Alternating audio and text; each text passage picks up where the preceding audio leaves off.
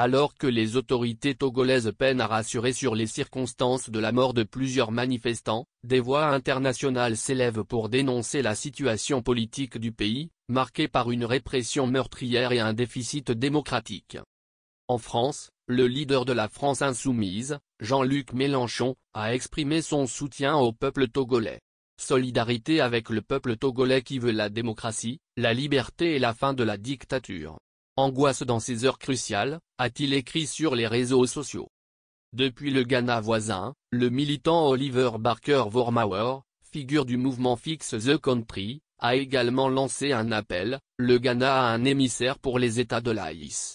Mais si nous continuons de garder le silence sur le Togo, si nous échouons à soutenir nos voisins dans leur lutte contre la tyrannie, nous aurons bientôt besoin d'un émissaire pour le Togo aussi. Free Togo.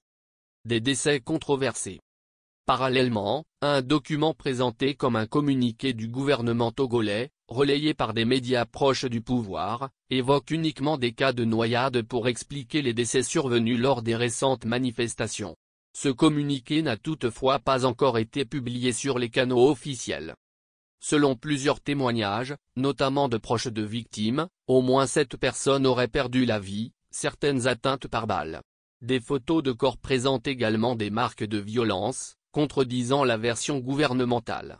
Plusieurs victimes seraient des mineurs. Appel à des enquêtes indépendantes.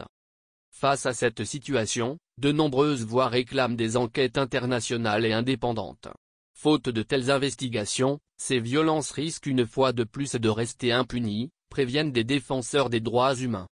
Sur la chaîne ghanéenne TV3, un intervenant a vivement dénoncé la situation politique du Togo, qui parmi nous accepterait d'être gouverné par un père et son fils pendant 58 ans? Les Togolais ont le droit de réclamer la démocratie. Il est peut-être temps que l'armée intervienne, a-t-il lancé, dans un appel controversé.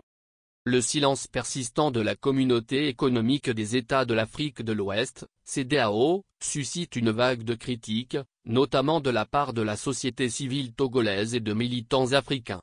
Certains y voient une complicité passive dans une crise politique qui s'enlise depuis